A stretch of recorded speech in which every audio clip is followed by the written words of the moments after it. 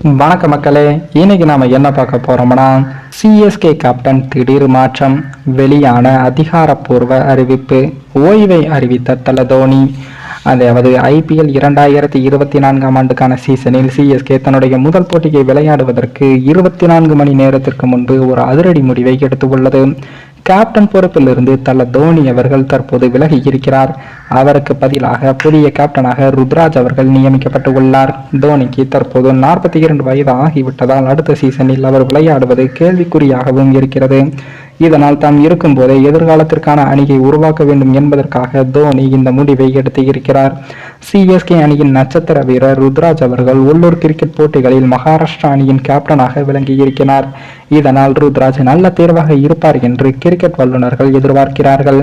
எனினும் இந்த பொறுப்பு ஜடேஜா தான் வருவார் என்று எதிர்பார்க்கப்பட்ட நிலையில் அவர் கடந்த 2022 ஆண்டு சீசனில் கேப்டனாக இருந்தபோது சொதப்பியதால் அவருக்கு இந்த முறை வாய்ப்பு தரப்படவில்லை.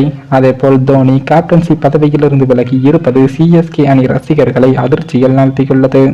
அதே போல கடந்த 2008 ஆண்டு முதல் தோனி சிஎஸ்கே அணியின் கேப்டனாக இருந்து வருகிறார். இதுவரை 5 IPL கோப்பையை சிஎஸ்கேக்கு தல தோனி அவர்கள் பெற்றுக் கொடுத்து இருக்கிறார். IPL தொடரில் கேப்டனாக 226 போட்டிகளில் தோனி விளையாடி இருக்கிறார். இதில் 133 வெற்றி, 91 போட்டிகளில் தோல்வியும் அடங்கும்.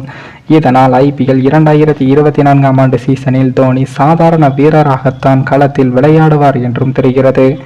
இதேபோல்தான் கடந்த 2022 ஆண்டு சிஎஸ்கே போட்டி தொடங்குவதற்கு சில நாட்களுக்கு முன்புதான் ஜடேஜாவை சிஎஸ்கே கேப்டனாக மாற்றியது. தற்போது அதே போலதான் ஒரு முடிவை சிஎஸ்கே எடுத்துள்ளது.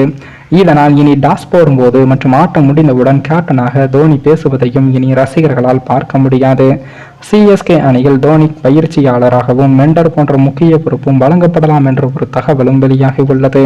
மேலும் இந்த வீடியோ ஏதோ ஒரு விதத்தில் உங்களுக்கு பிடித்திருக்கும் என்று நினைக்கிறேன். நம்ம சேனலுக்கு புதிதாக வீடியோ பார்க்கிறீர்கள் என்றால் மறக்காமல் சப்ஸ்கிரைபர் செய்துவிட்டு பாருங்கள். இன்னொரு வீடியோவில் சந்திக்கும் வரை நான் உங்கள் தமிழ்.